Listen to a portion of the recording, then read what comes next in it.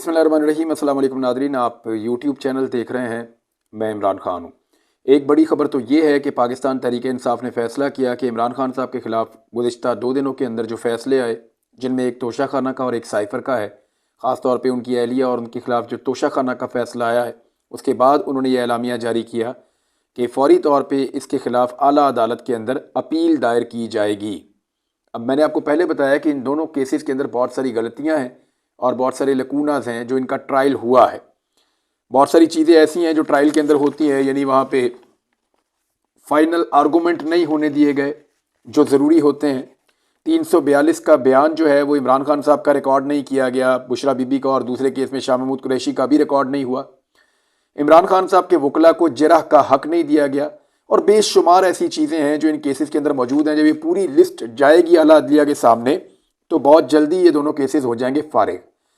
अब ये दो वो केसेस हैं जिनके बारे में क्लेम किया जाता था कि इमरान खान साहब के गले की हड्डी बनेंगे या इमरान खान साहब के लिए प्रॉब्लम क्रिएट करेंगे।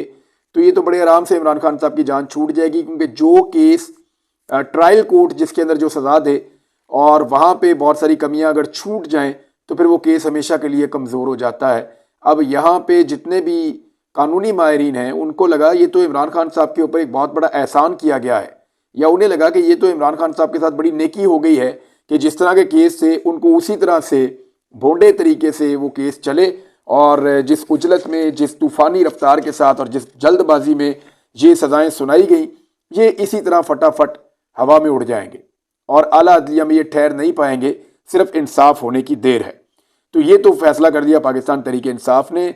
और एक बड़ा सवाल और पैदा होता है, एक बड़ी खबर है, मैं आपके साथ अभी शेयर करता हूँ। क्या इमरान खान और तहरीक इंसाफ के साथ जो कुछ हो रहा है वो मैक्सिमम है या इससे ज़्यादा भी हो सकता है? इसके दो पहलू हैं ना। एक तो आप ये देखें कि पहले किसी के साथ ये हुआ। देखिए, पाकिस्तान की तारीख में पॉलिटिकल पार्टीज के साथ बहुत कुछ हुआ है माजी में। फातिमा जना साहिबा की मिसाल आपके सामने है, नवाज शरीफ, बेनज़ीर भुट्टो, जुल्फ़िकार अली भुट्टो और बहुत सारे लीडर्स पाकिस्तान की तारीख में बहुत कुछ भुगत चुके हैं। लेकिन जब हम बात करते हैं सीनियर लोगों से, खासतौर पे उन लोगों से जिन्होंने ज़िया-उल हक के मार्शल लॉ का सामना किया या उन लोगों से जिन्होंने परवेज़ मुशर्रफ के मार्शल लॉ का सामना किया, वो लोग ये कहते हैं कि ऐसे हालात मजमूई तौर पे उन पूरे मार्शल लॉ के अदवार में भी नहीं थे, या पॉलिटिकल पार्टीज़ ने उस गर्मी को, उस हिद्दत को बर्दाश्त नहीं किया जो पाकिस्तान तहरीक इंसाफ के अकेले हिस्से में आई है। यानी अगर आप वो सारे मजालम भी इकट्ठे करें जो मुख्तलिफ पॉलिटिकल पार्टीज़ के ऊपर होते रहे हैं, तो पाकिस्तान तहरीक इंसाफ ने अकेली उससे कई ज़्यादा बोझ उठाया है। ये तो मैं आपको मादी के हवाले से बात कर रहा था। मिसाल के तौर पे जो गिरफ्तारियां पाकिस्तान तहरीक इंसाफ की हुई हैं, 9 मई का एक इंतहाई अफसोसनाक वाकया हुआ। उसके बाद जिस तरह गिरफ्तारियां हुई तो एक महीने में ही तकरीबन 10,000 गिरफ्तारियां हो गई थी। ये मैं आपको पाकिस्तानी न्यूज़ चैनल्स की रिपोर्ट्स के मुताबिक बता रहा हूँ कि 10,000 के करीब गिरफ्तारियां तो जून तक हो गई थी। और उसके अलावा 9 मई से पहले वाली गिरफ्तारियां अलग हैं, वो भी हज़ारों की तादाद में है, बहुत बड़ी तादाद में है। और उसके बाद होने वाली गिरफ्तारियां भी अलग हैं। तो शायद ये पाकिस्तान की तारीख में वाहिद सियासी जमात है जिसको सबसे ज़्यादा और बड़ी तादाद में गिरफ्तारियों का सामना करना पड़ा है। इतनी गिरफ्तारियां किसी और पॉलिटिकल पार्टी की पाकिस्तान में नहीं हुई। नंबर 2, गिरफ्तारियों और पेशियों का जो तरीकाकार है वो भी मुख्तलिफ है। यानी हमने शहबाज शरीफ को पेशियों पर देखा कि शहबाज शरीफ अगर मुड़ के देख लेते थे तो DSP की जान निकल जाती थी। मरियम नवाज का कलम गिर जाता था तो पुलिस वाले झुककर उसको उठाकर जो है वो 2 हाथों से पेश करते थे, जैसे कोई अवार्ड दिया जा रहा है उनको। इसी तरह से हमजा शहबाज की एक उंगली के ऊपर पुलिस वाले नाचते थे, वो इधर उंगली करता था वो इधर भाग जाते थे, वो इधर करता था इधर भाग जाते थे। यही रवैया इनका तफ्तीश के दौरान जो है वो तफ्तीशी इदारों के साथ भी हुआ करता था। उस दौर में तफ्तीशी इदारे ये बात बताया करते थे। तो इनकी पेशियां बिल्कुल मुख्तलिफ थी। हुसैन नवाज की आपको याद होगा कि एक फोटो बाहर आ गई थी कि साथ एक टेबल पड़ी हुई है, एक टिश्यू पेपर का डब्बा पड़ा हुआ और एक पानी का बॉटल पड़ा हुआ है। तो कहा गया कि ये तो बहुत बेइज्जती होगी, बड़ी तज़हीक हो गई। तो उन चीज़ों को बहुत बुरा समझा गया उस दौर में। लेकिन इनका कंपैरिजन अगर आप पाकिस्तान तहरीक इंसाफ की गिरफ्तारियों के साथ करें तो आप देखें इनके मुंहों के ऊपर बोरियां चढ़ाकर इनको लाया जाता है, टॉर्चर किया जाता है।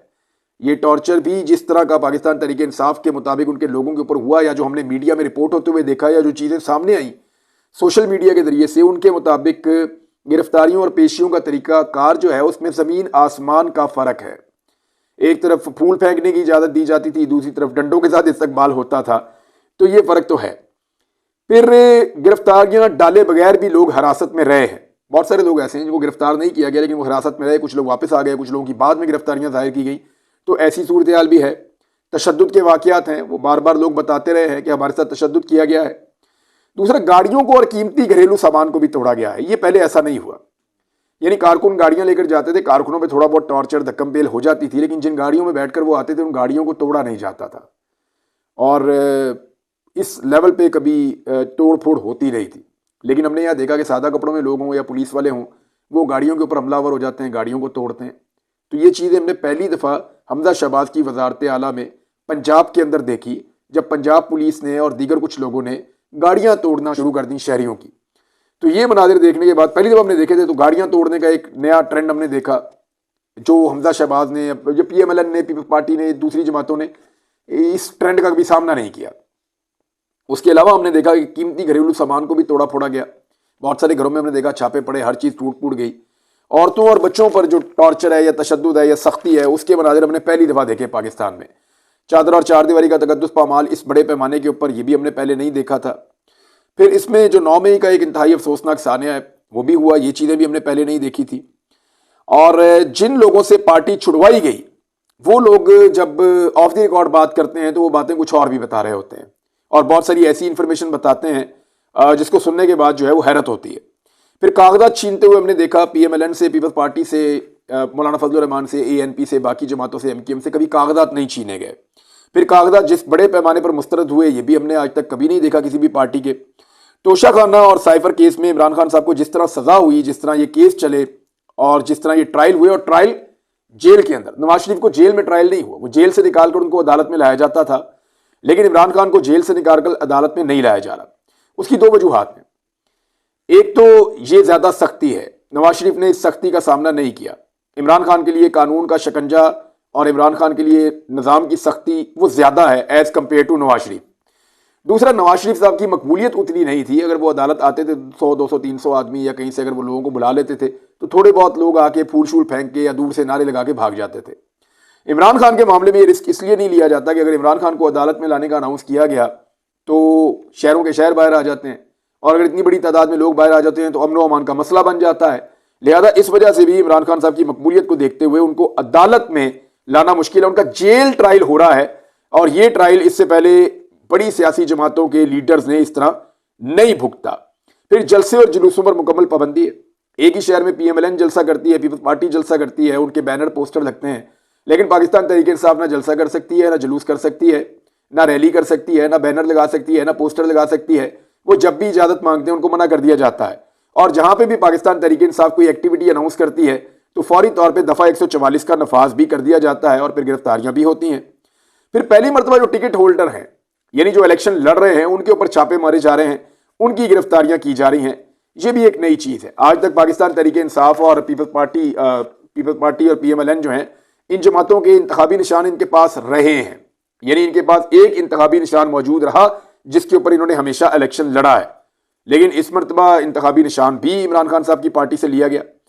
मुकदमे जो हैं वो जो भी बने आज तक सियासी लीडरान पे, वो उन्हीं चीज़ों के बने जो उन्होंने की थी।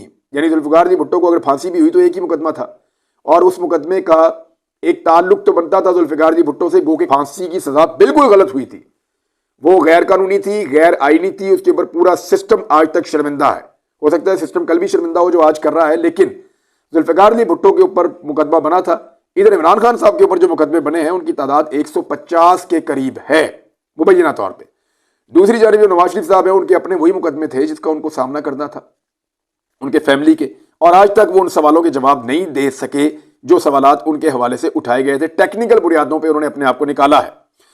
सेम किस्म के बयानात, यानी मिलते जुलते बयानात अगर इमरान खान साहब दें तो उनके लिए कानून किसी और तरह का होता है, सलूक किसी और तरह का होता है। वही बयान अगर नवाज शरीफ दें तो सलूक और कानून किसी और तरह का होता है। फजलुर रहमान दें तो बिल्कुल होता ही नहीं है।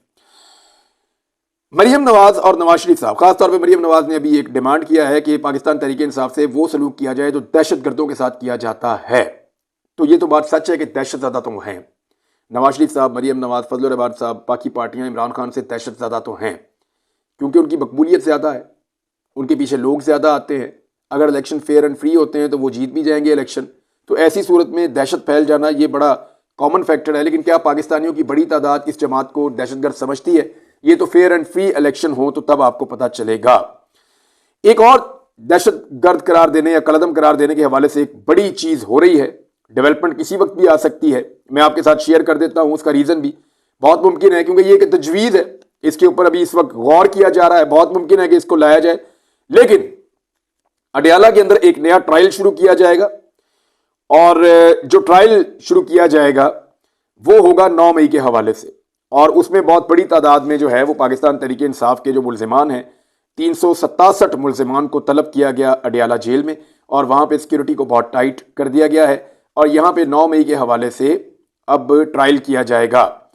ये मुकदमात यहां पे सुने जाएंगे। अडयाला जेल की जो सिक्योरिटी है उसको हाई अलर्ट कर दिया गया है इन मुकदमात के हवाले से, इनकी वजह से। अब आ जाए मरीम नवाज ने ये क्यों कहा कि दहशतगर्दों जैसा सलूक किया जाए।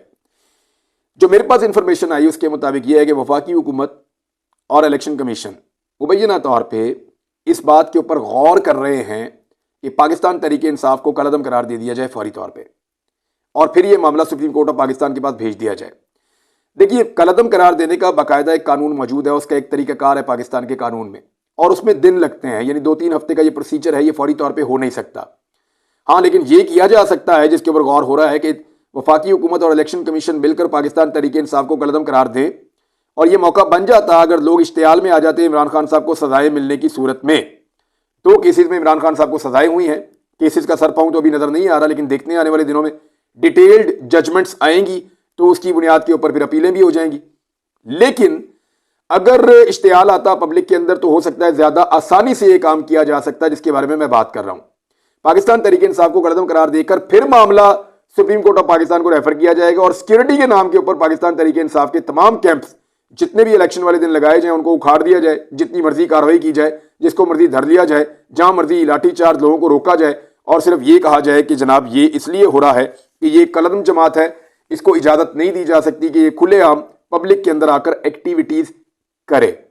अब कलअदम जमात करार देने का एक पूरा प्रोसीजर है कानून के अंदर, क्या उसको वायलेट कर दिया जाएगा या कानून के मुताबिक चलेंगे? कानून के मुताबिक चलेंगे तो इलेक्शन निकल जाएगा, और अगर उसको वायलेट करेंगे, एक शॉर्टकट से आएंगे, तो पाकिस्तान तहरीक इंसाफ के लिए मुश्किलात पैदा की जा सकती है। तहरीक इंसाफ इसके ऊपर गौर कर रही है और उन्होंने 1-2 तजावीज रखी हैं। बहुत मुमकिन है कि जुम्मे तक पाकिस्तान तहरीक इंसाफ एक सरप्राइज दे दे, बहुत मुमकिन है कि जुम्मे वाले दिन तक पाकिस्तान तहरीक इंसाफ एक नया सरप्राइज अनाउंसमेंट करे, और उस अनाउंसमेंट के बाद सूरत-ए-हाल बदलना शुरू हो जाए। अभी उसको शेयर नहीं किया जा सकता, लेकिन कुछ और चीजें मैं आपके साथ शेयर करता हूं। अमेरिका के अंदर अब आवाजें उठना शुरू हो गई हैं, और व्हाइट हाउस की जो एक ब्रीफिंग होती है, मैथ्यू मिलर अमेरिकी होम डिपार्टमेंट के तर्जुमान हैं, वो ये ब्रीफिंग करते हैं अक्सर, और उनसे जो सवालात किए गए सवालात और जवाबात मैं आपके सामने रख देता हूं ताकि आपको आइडिया हो जाए कि अमेरिका में इस वक्त ये मामला कैसे देखे जा रहे हैं। पाकिस्तान के ऊपर इन्फ्लुएंस तो करता है ना अमेरिका, हमें गलत लगता है, अच्छा नहीं लगता, लेकिन इसके बावजूद जो फैक्ट्स हैं वो आपके साथ मैं शेयर कर देता हूं। सहाफी ने सवाल किया मैथ्यू मिलर से कि जो कुछ पाकिस्तान में हुआ इमरान खान के बारे में और जिस तरह की सूरत-ए-हाल है, इस बारे में आपको इस बारे में कुछ कहना है? क्या ये जो कुछ हुआ जमहूरियत के मुताबिक है? ये सवाल पूछा सहाफी ने। इसका जवाब जो है वो इमरान खान साहब के हवाले से मैथ्यू मिलर ने यह दिया, ये कानूनी मामला है, पाकिस्तानी अदालतों के लिए है, और हम देख रहे हैं साबिका वजीर आजम के खिलाफ जो मुकदमात हैं, लेकिन हम इसकी सजा के ऊपर कोई तबसरा नहीं करते, और हम पहले भी ये कह चुके हैं मुस्तकिल तौर पे हम पाकिस्तान में जमहूरी उसूलों, इंसानी हुकूक और कानून के एहतराम की बात करते हैं, जैसा कि हम दुनिया भर में करते हैं। खास तौर पर इमरान खान पर केसेस पाकिस्तानी अदालतों का मामला है, ये कहा मैथ्यू मिलर ने। मामला यहां से शुरू होता है कि दूसरे सहाफी ने जब सवाल किया, दूसरे सहाफी ने पूछा कि इमरान खान के बारे में आप क्या कहेंगे, जब आप ये देखते हैं कि तमाम तर हुकूमती इदारे और दीगर लोग पाकिस्तान में अहम सियासी शख्सियात के पीछे पड़ गए हैं, इलेक्शन से पहले और ताकत से उसको बाहर रखने की कोशिश